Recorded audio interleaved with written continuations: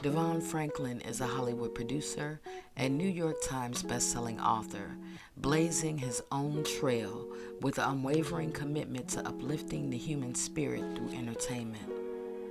In his new project, the Audible original It Takes a Woman, he offers listeners an emotional journey of tragedy, triumph, and healing.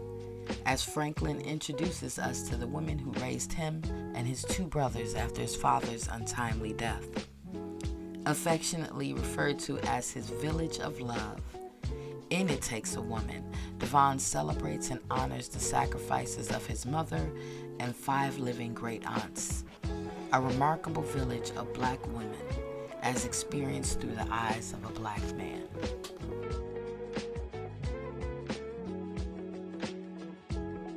I have to ask you, when you decided to do this project, did you have any apprehension about being so candid and vulnerable, and even asking your aunts and mom to be so candid and vulnerable about some of these experiences? Um, yeah, I mean, there was definitely, I would say, sensitivity Mm. that the questions I would ask them and ultimately the content that would find its way in the book would be some of the most transparent thoughts and things they have ever said in life. And to share that with the world for the first time Yeah. can be scary. Yeah. So I was very sensitive to that and really just tried to, hold all of their hands throughout the entire process so that they knew ultimately, this path of transparency was going to be the right path, and to walk that path in a way that they felt comfortable. Were there things that were shared between your village that caused you to kind of look at your mom or your aunts differently, or have a new understanding of some of the things you may not have understood growing up?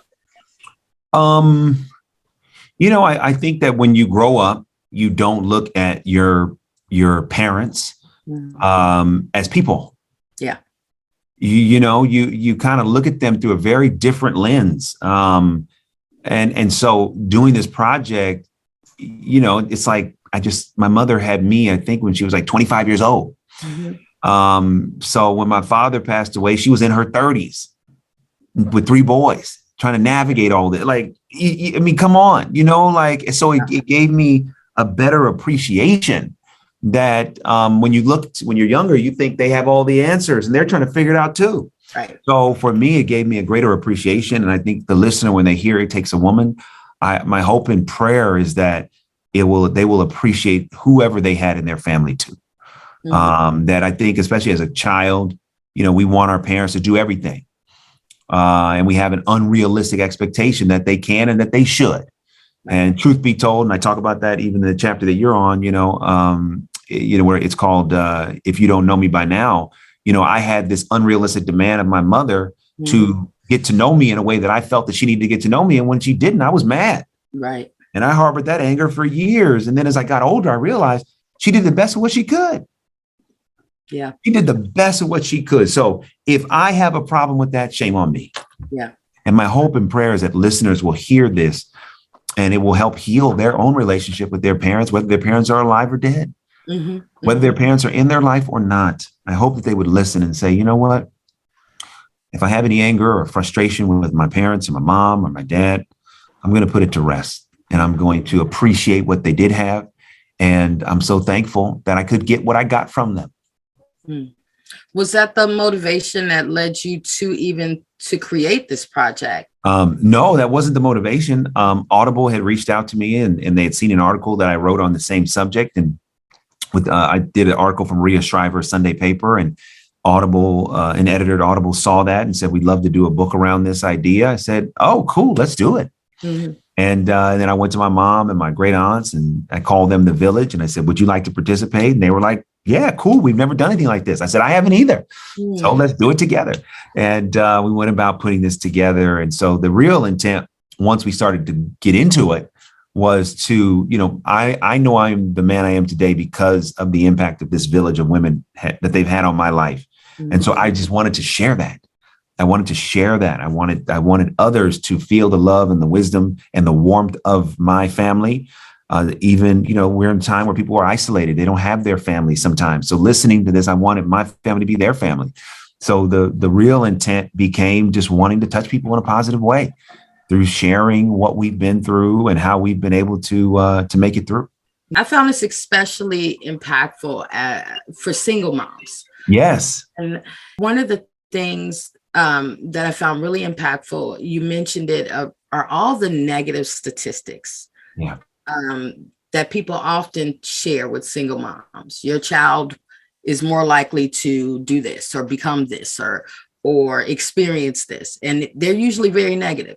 So you talk a lot about your experience, being raised by a single mom, your mom raising 3 boys and having this village of women to help facilitate your growth and development. Can you speak about how being raised by that village impacted you and kind of bursting the stereotype that that single moms can't, raise healthy, well-developed, intelligent, successful children? Yeah. This is an ode to the single mom. Think about, especially in our culture, in our community, a lot of our families are run by single moms. And this idea that somehow single mothers are either inadequate or ill-equipped, what that does is it prescribe. So if you buy into that methodology that a single mother is ineligible or unable to actually successfully raise, a young man, let's just buy into that. Let's talk about that for a minute. Then if you believe in that prescription, then that means that every family where that is the reality is doomed to not succeed. And I just don't believe that. I don't believe that. It wasn't that we didn't have men in our lives. We did. My grandfather was in our lives. My uncle's in our life. It's just that the women in our lives, me and my brother's lives, took on a different role, a role of consistency and emotionality that we needed. And so this book, It Takes a Woman, this audiobook is an ode to single mothers, because I know the sacrifices that single mothers make right now for their children, the sleepless nights, the tears, the going without so they can go with, not being appreciated, not being valued, but with the hope that their children in the future will be okay. Yeah. So this book really is the complete validation of those sacrifices and those seeds of single mothers. Because if it wasn't for my mother and the sacrifices she made and the sacrifices of the women in the village, in our family, we as men would not be where we are.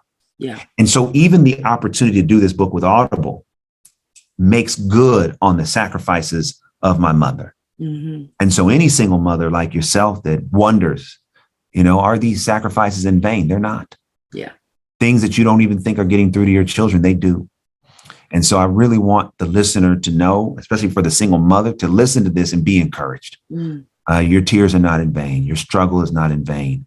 And your children, generations to come, will benefit from everything you're doing now to make sure that their lives are everything they can possibly be.